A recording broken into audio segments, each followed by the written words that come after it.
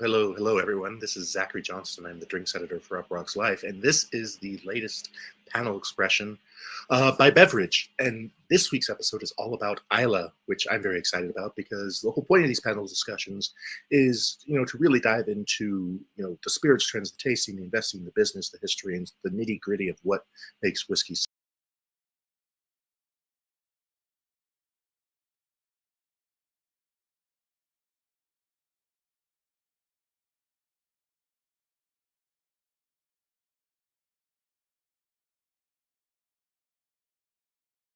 so amazing. And one of the greatest places for whiskey, of course, is Islay. So that being said, because it's Islay, we are pre-recording this so that the people in Scotland who are joining us for this wonderful panel can actually do it while they're awake, as opposed to 3 or 4 in the morning. So there's be no Q&A with this one, just to let you know up top. That said, we are going to dive right into talking about Islay, and I have a very special guest that I'm very excited to have here. He works with Fèis Ìle. His name's Ben Shakespeare, and he's going to talk to us about all things wonderful in Islay. So Ben, thank you so much for joining us. It's a pleasure. Cheers. Cheers. So very briefly, can you just talk us through how you got hooked up with Fèis Ìle and how you got to Island whiskey? So basically it was through photography. I was asked to photograph one of their community events a few years ago. And after doing that, we realized there wasn't really too much going on with social media and connecting with a wider audience. So that's kind of how I got involved. So since then, I've been helping out with social media, photography, video, and the website, and all those kind of backstage technical things, which has actually come in really, really handy over the last couple of years when we went virtual. So it's actually been a really busy last couple of years, and we're really looking forward to getting back to a real festival this time. Awesome. And we'll dive a little bit more into that in just a moment. But before we do, I want to invite on our second guest, who also has a great literary last name like Ben does here, TJ Littlejohn, who is the brand ambassador for Diageo and focuses on Johnny Walker and a lot of the malts around Scotland. And TJ, welcome, man. Slanjava, everyone. I hope you're well. Slanjava. So TJ, talk to us a little bit about your background. How did you get into whiskey and end up being a brand ambassador for such awesome whiskey? First and foremost, I'll apologize to all the viewers out here as I'm in my hotel room in Edinburgh, the glamorous life of being a brand ambassador. I guess I started working in cocktail bars when I was at uni. That's that part-time job that just I fell in love with. Spirits, the idea of how it can connect people, how people can meet each other. I've got so many lifelong friends, or friends that will be lifelong friends, that I met through cocktail bars and hospitality and that community. And then at a young age,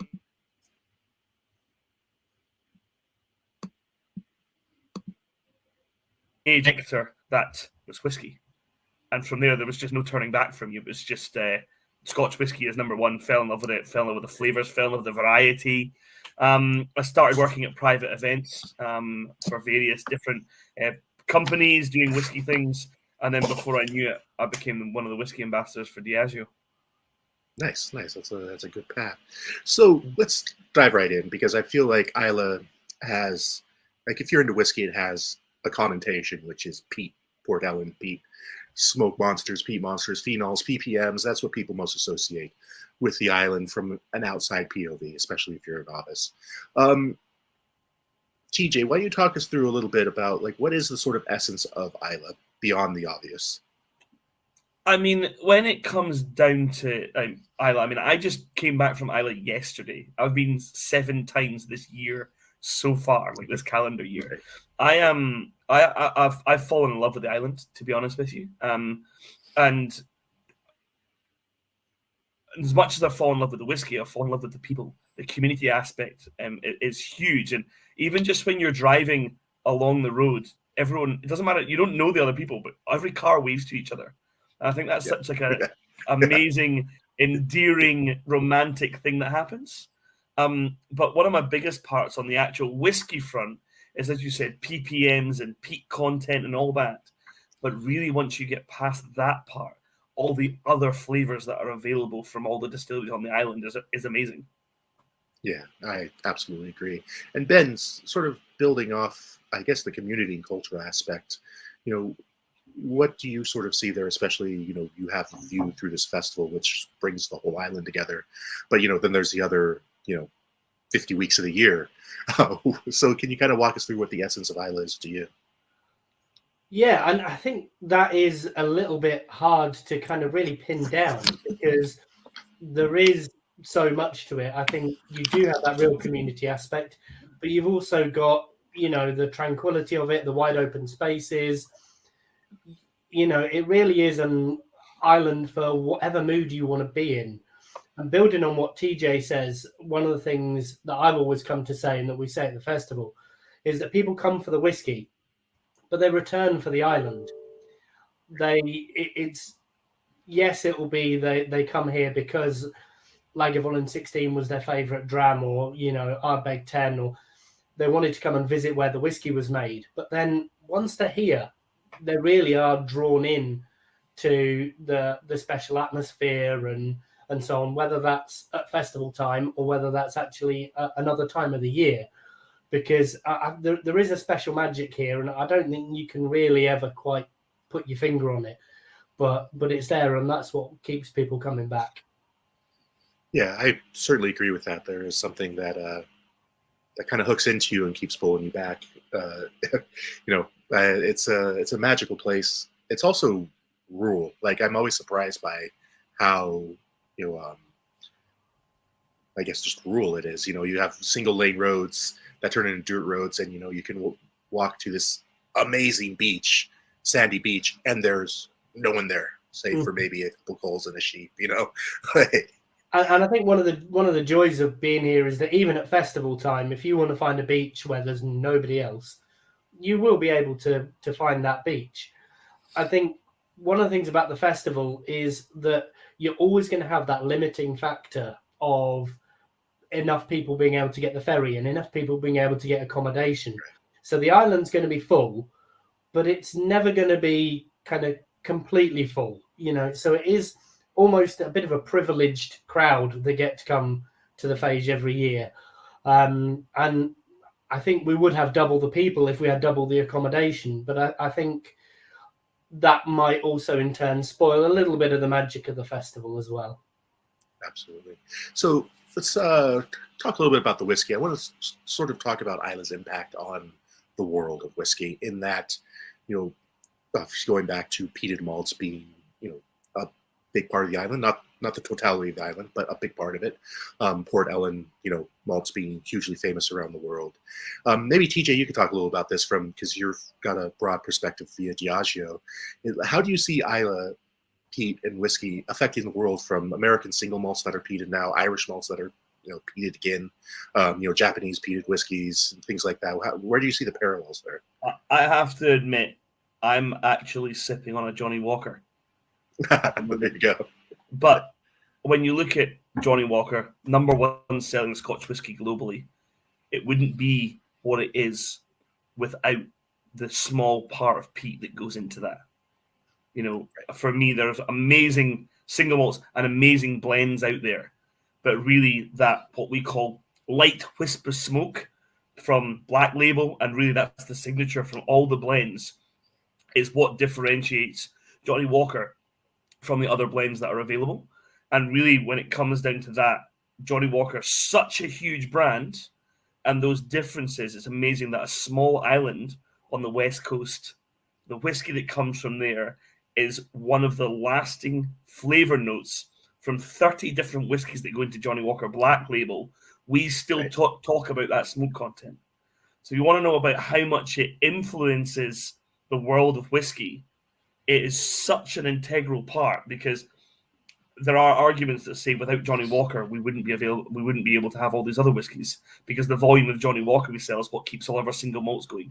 There's so much trading back and forward from different whiskey companies to make different blends, and Johnny Walker taking so much of that is really, the best way to describe it, because when it comes down to it, those unique flavors that come from Islay, funnily enough, aren't for everyone.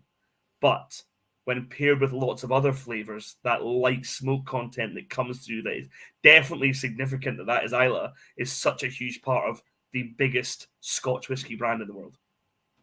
Absolutely. And Ben, how do you see sort of Islay affecting whiskey culture in general around the world? That's an interesting one. I think what you get with Islay is being able to give people that sense of place, and being able to kind of transport people from anywhere across the world to this kind of small, rugged island with quite a lot of wind, quite a lot of rain, quite a lot of sunny days as well. Let's not do the island down. But I think we give a really good sense of place, and I think that gives a really good home to Scotch whisky. Is being able to transport people from wherever they are back to this small little island. Right. I know what you mean. Like,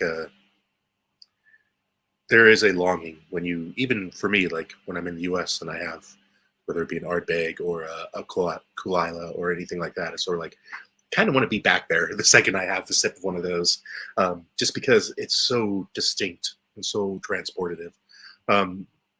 What I find interesting about Islay as well is, I hate using the word small because I feel like we've been using it a lot, but it is small in the sense that if you wanted to, you could visit all the distilleries in a long weekend. It would be rough. You'd be very tired at the end, but it's feasible given that the island isn't massive. You can drive around it fairly easily. Ben, maybe you can start with this one, but when going to Islay, what would be your sort of perfect itinerary that, it doesn't have to be everything. Like, we don't have to do everything, but what is your like iconic itinerary sort of through the island when it comes to whiskey? Well, I think you really need to give the island at least a week. And by that, I think doing a distillery justice and letting them hear about what their spirit has to say. That's not just I'm going to do 3 distilleries path in one afternoon and pick up a couple of bits from the shop. The tours that these people put on and these distilleries put on are fantastic, because it's not just about the whiskey. It is about getting to meet the local staff. It's getting to go into a warehouse and try the whiskey straight from the cask. And if you've not done that, that is an experience that is just so worthwhile doing. It really is. Not only to hear the knowledge of what the locals have got to say to you, but just to taste kind of the heart of the spirit that's in the whiskey in those different barrels. And I think what it also does is it gives you time then to go to a few different beaches, to go to a few different restaurants, to meet a few people. There are people, and obviously on restricted time on the island, who will say, oh yeah, I came, I spent a couple of days here. And they've whizzed around everywhere. And I think you do then lose a little bit of that sense of place. You get a little bit of it in the landscape and the magic, and you'll chat to a few people, but before you know it, you're gone again. And it's not giving you time to let that island spirit, in all senses of the word, kind of soak in. And it is a small island, but if you're here for a week, you won't get bored. There's lots to do, lots to experience, and I think it is worth taking the time to do that properly. Absolutely. And let's maybe TJ, you can expound a little bit on this, because I was just in Lagavulin with Irv and Ian MacArthur doing barrel tasting.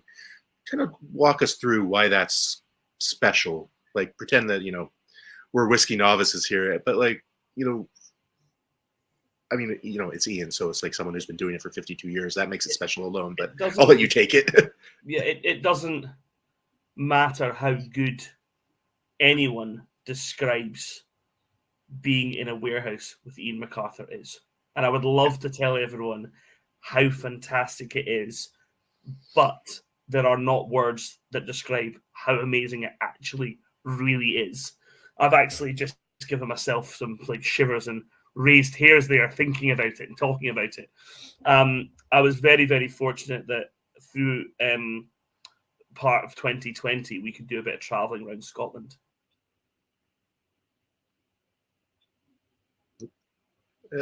Technical difficulties, everyone. It'll be right back. Don't worry, it happens. Well, I think one of the joys about Islay until TJ is back is that you see these legends like Ian MacArthur, and you hear people talk about what it's like to be in a warehouse experience with Pinky, who is Ian, by the way, for those people who don't know.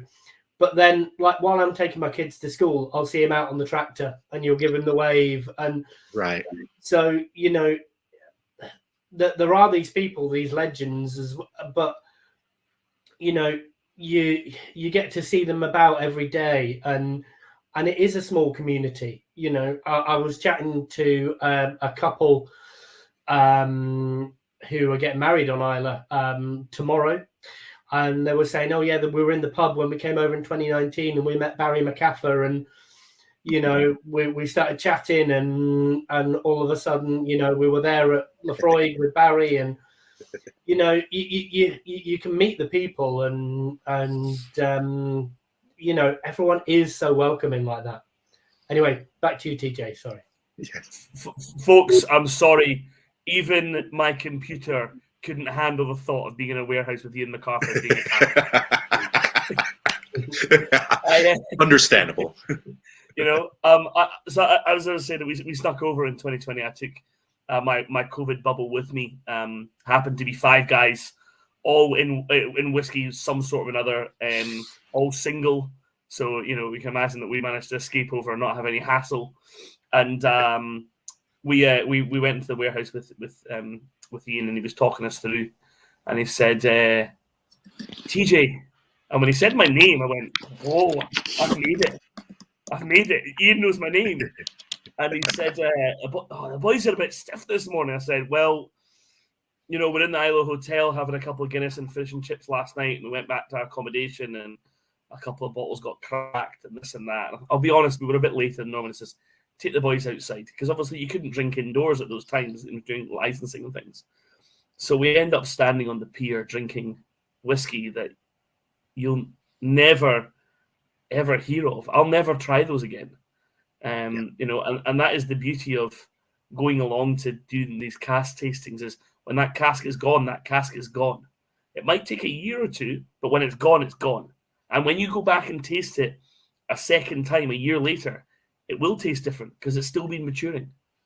You know, and these, I joke that I drink Johnny Walker because, first of all, it's the whiskey that got me into whiskies, but also it's a sense that takes me home. You know, I drink Johnny Walker in Edinburgh with my mates, you know, and I talk about it with young bartenders that are coming through here. But really, if you're searching for that next whiskey hit, or the whiskey that you are going to talk about for the rest of your life, that one time you tried that one whiskey, it's going to be on Islay.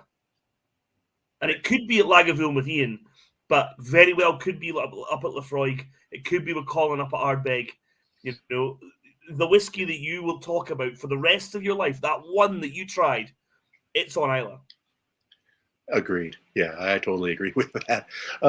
It's fascinating as well to me that, you know, it's such, like, you know, Ben, you were talking about this, like, it's such a small community. You know, you see these legends just, you know, around on the streets and stuff like that, and in the fields. And that's one thing I think that draw people back, is that sense of tight-knit closeness, community, and accessibility. But there's also, you know, you can feel history there, but it's not all historical, if that makes sense. Like, yeah, you get, you know, Bowmore's right there on the coast, and Lefrags, you know, the iconic on the coast, white walls, big black letters. But then also, you know, you go up to Cleveland, and it's pretty much new. I mean, not brand new, but it's a completely different experience in a different part of the island. Maybe Ben, you can sort of talk to us a little bit about the dichotomy that you see in the quote unquote younger distilleries and the more historical ones.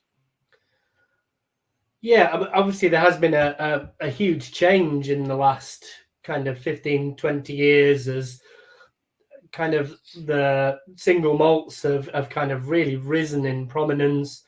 And, it's come with the rise of the Whiskey Festival as well. So you can see there's a lot of history in places like Bruichladdich have been going for so long. But then you can also see the rise in new warehouses going up. And that's right across the island, whether it's Laphroaig or Ardnahoe or Bruichladdich or Kilchoman.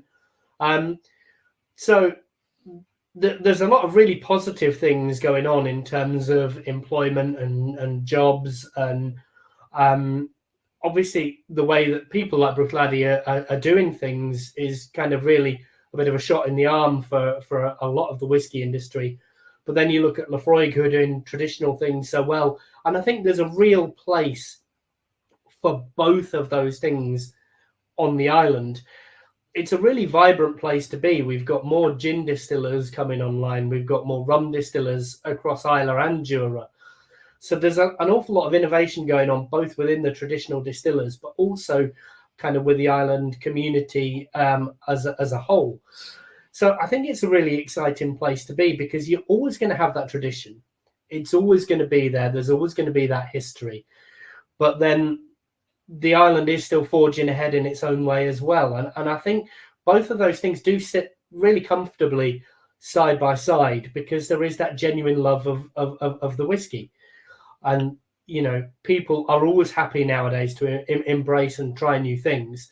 So we've got a wonderful balance, whether you prefer your history of Bowmore and that slightly subtler peat smoke or whether you prefer an Octomore and, really like to hit the peat smoke up with the big boys, then you've got that here. And I think if you say you don't like Islay whiskey, and I hope TJ agree with whiskey, you've just not tried enough.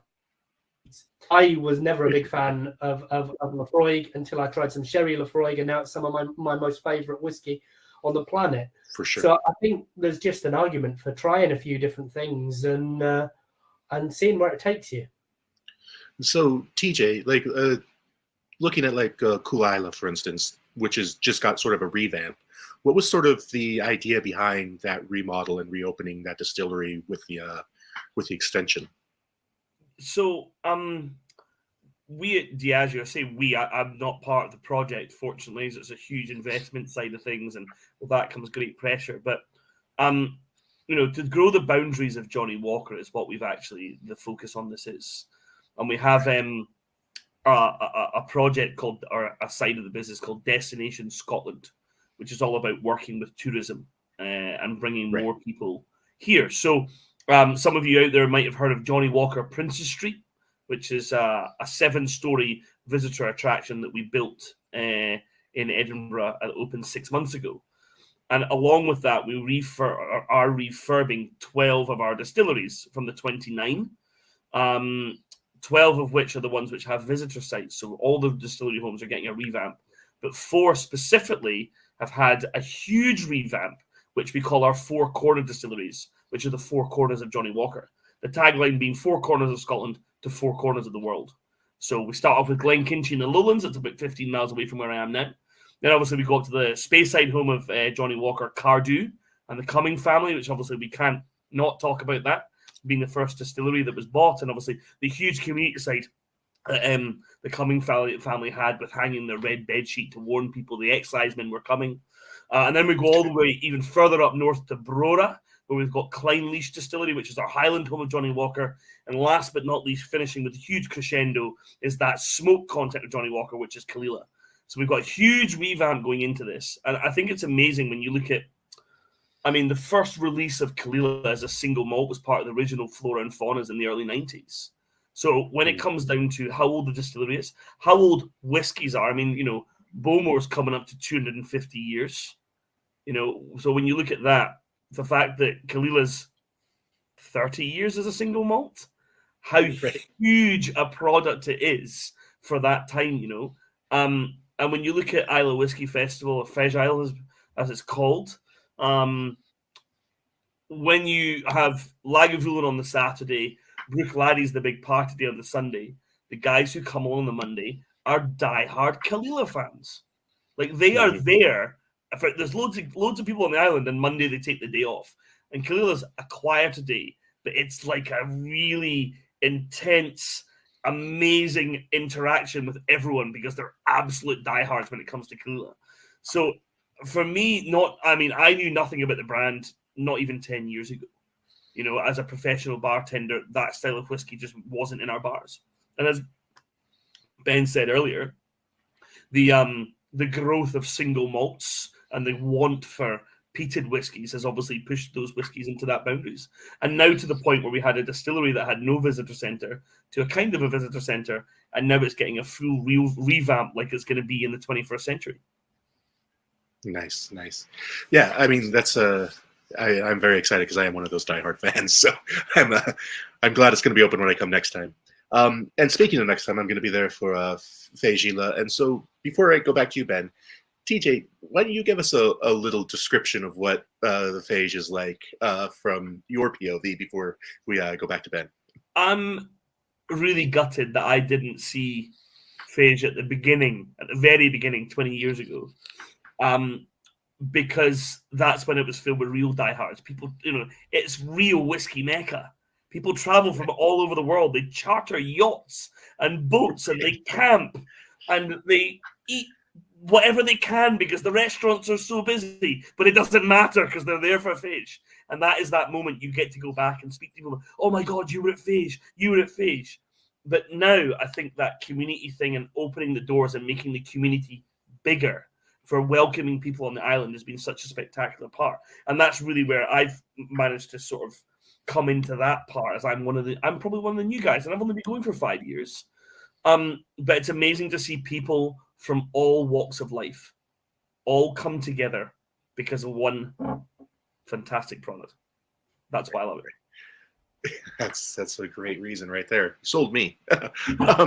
And so Ben, for you, you're of course dealing with the actual organization of this and trying, to, I can imagine it's got to be like herding kittens sometimes, trying to get everything together.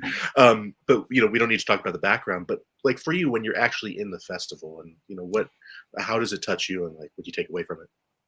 I think for me, it's mostly about the atmosphere, and you're going to somewhere where just everywhere is there for a good time, but not in the same way as like if everyone's going out on a night out.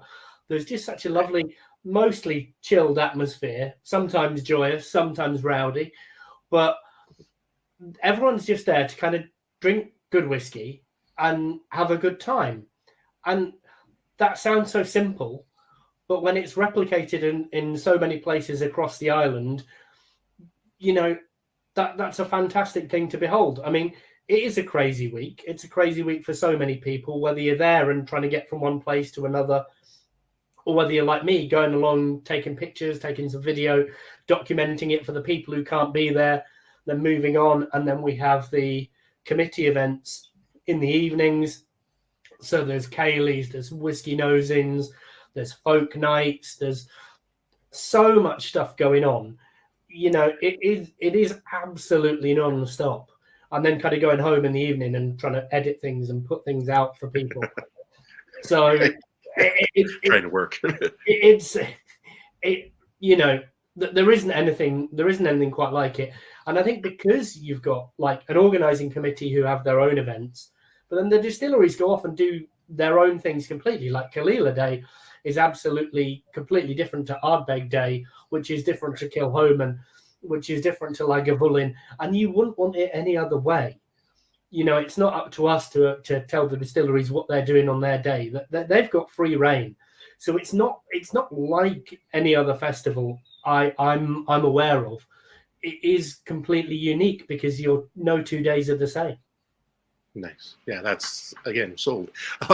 So let's take a little bit wider. So when I was there, I stayed at the Port Charlotte Inn, which is it felt kind of central, so you can kind of you're closer to the west side, but you can go east really easy, north and south fairly easily. And also the pub there is fairly busy all the time. TJ, where do you recommend to stay, or where do you recommend to have a home base on Islay when you go there? I really feel that that's a bit of a loaded question, but I'm going to take it as best I can, because I don't really want to offend anyone, because I love going around to Port Charlotte, and for some reason, every time I go into Port Charlotte, I end up in my underwear in the sea. I don't know what it is. So it's well, there's a pub there that I'm not blaming the pub, but I'm not saying they don't have anything to do with it. And then, I've stayed in Bowmore a few times, and I really like the Bowmore Hotel because I really like the bar Lucci's there. They've got a pool table, they've got a jukebox. There's always random locals popping around who want to find out who you are, where you're from, what you're doing. And the whiskey selection there is absolutely frightening. It is crazy. But I tend to find myself always staying in Port Ellen, or Port Ellen as they pronounce it. And I guess that's because, on that side of the island, we always go to Littlejohn. And down that side with it being one of the one of the larger cities, one of the larger villages on the islands. Right. With what it has, a couple of bars, a couple of shops. So recently co-op. I've been co-op. Oh, look, we lost him again. I was in one of three places. Is the Islay Hotel, or one Charlotte Street, or the last one actually is a little guest house called the Trout Fly Guest House, which serves the most fantastic full Scottish breakfast. So that's why I tend to go in there. The Ard View, one of the small pubs, is due to reopen before summer, which I'm really excited about. So I guess, not trying to offend everyone, I love Islay in total, but I'm a Port Ellen person. And Ben, what do you think? I think it's really hard to argue with what any of TJ said, and likewise, I definitely don't want to get into trouble. But I think everywhere has its advantages. Yes, Bowmore's really central. Port Ellen's got so much going on Festival Week, and also that fact that you can kind of walk to Ardbeg, Lafroig, and Lagavulin, I think is always a real positive. But I don't think there's anywhere bad or wrong to stay. If you stay down at Portnahaven, you've got a longer way to come than everybody else, but it's such a spectacular village that more than makes up for it all. So I think there's no bad choices is, I think, the politically correct answer. There's no bad choice. I like that, because it's hard to make a bad choice there for sure. I think it also is worth saying, it doesn't matter where you stay, you're going to have an amazing time. Right. Yeah, because I feel like no matter where you are, just the people alone are going to make sure everything's going to be okay. Absolutely. Yeah. Let's talk a little bit about getting there, because there's one flight from Glasgow, if I'm not mistaken, and then there are two ferries. Which would you guys prefer people take? Like, what do you think's a better way to get to the island? Well, I think I'll take this first, because generally speaking, during Festival Week, any way you can. So it might be. So ferries are pretty much booked up. Plane, I think, has been booked up for a while yet. You only got two flights a day. Okay. You could try the Express. You could try get to Tayvallic and come over on the Jura passenger ferry.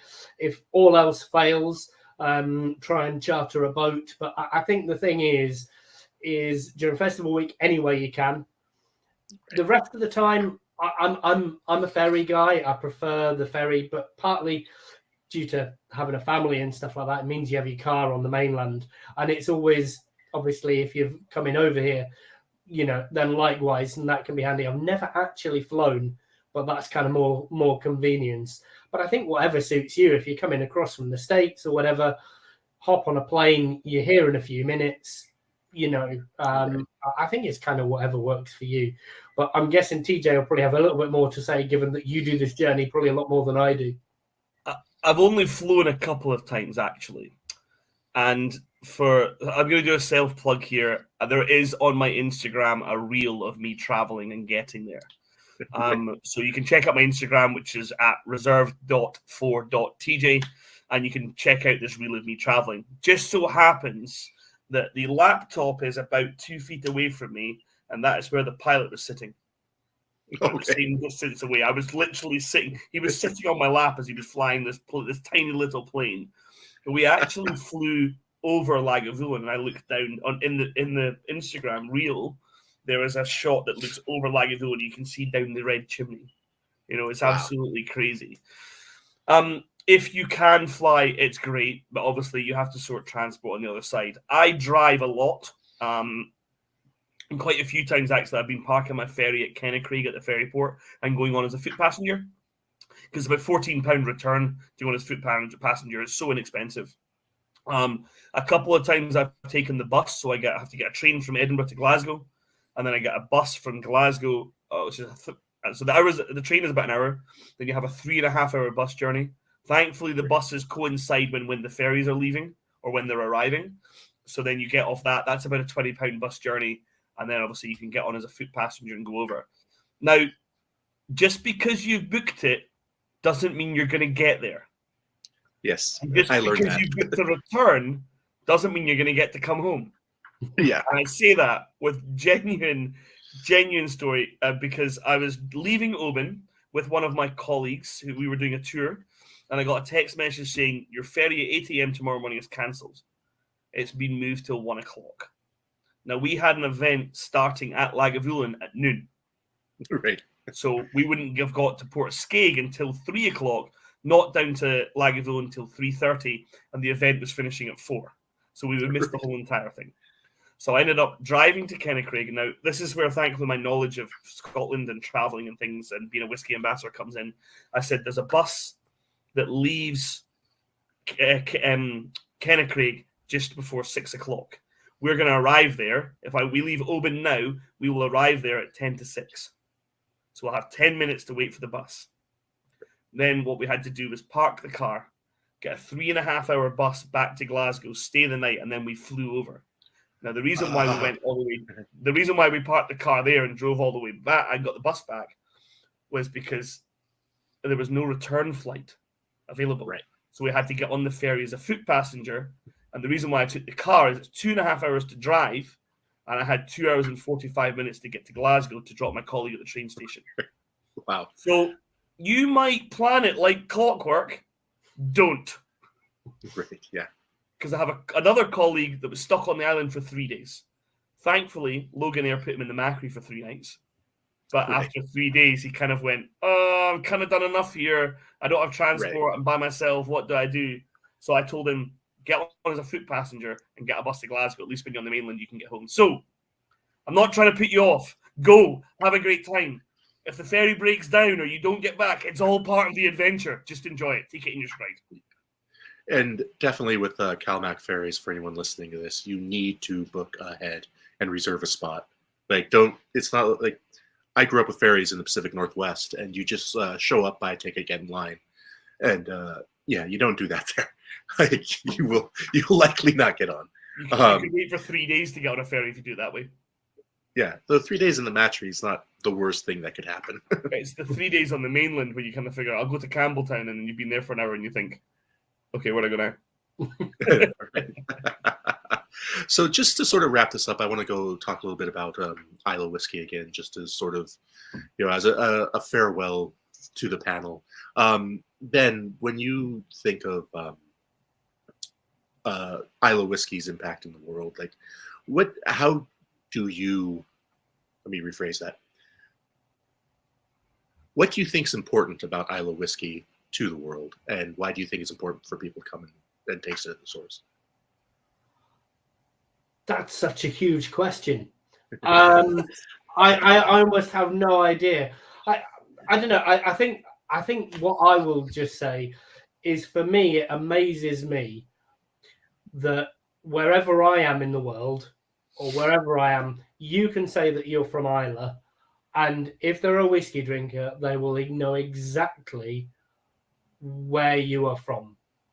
Right. And I think that's kind of one of the magical things for me. I could go on about the peat and the sense of place again, but I think it's just fantastic the way that this little island has produced something that kind of goes out worldwide and then has this ability to draw people back in. And I think for me, that's kind of the essence of Islay. We send it out, but then back they come. Nice. I like that a lot. What do you think, TJ? What do you? Without Islay whiskies, there wouldn't be whiskey. I genuinely think that, and I genuinely mean that, because I have been told that. I know I've plugged Johnny Walker, and I know there's a lot of single malt guys out there, but without Johnny Walker, the whiskey industry would not be the same it is. It would not be as big as it is. We wouldn't have all this innovation because we wouldn't have all those funds. And that signifying wisp of smoke that comes from Islay that makes Johnny Walker different, genuinely, I think it would have changed the whole entire world. It would have changed Scotland. And I know that we're famous for haggis and shortbread, but we really, really want to be famous for our whiskey. And I genuinely think that Islay is that defining point. And you might get peated whiskies from other parts of the world. And yes, they are fantastic, but they're not from Islay. Yeah, nice. Very great answer from both of you. So, I mean, I think that's the end of the road for us talking about visiting Islay. Maybe we can do this again and start talking about phenols and peat and all that really nerdy whiskey stuff next time around. But TJ, Ben, I really, really want to thank you for doing this. You know, I'm glad we were able to do this ahead of time so that we could do it in a decent hour. So I thank you for joining me from Ireland, from Edinburgh. For everyone who's watching, thank you so much for tuning in. Sorry there wasn't a Q&A, but you know, this is more than just about panel discussions at beverage.co. You can find an American single malt tasting kit. And there's going to be another panel discussion next week because we do these weekly. Next week, tune in for The Bitter Truth About Bitters on Wednesday, April 13th at 8:45 p.m. It's going to be talking about how bitters affect whiskey cocktails. So, you know, in an old fashioned Manhattan, Sazerac, et cetera. And going to have a great panel a great host, Camper English, who's the founder of alcademics.com, to talk about cocktails and bitters in whiskey cocktails. So tune in for that next week. Ben, TJ, thanks so much. Sláinte. Sláinte. Sláinte. Bye, everyone. And are we...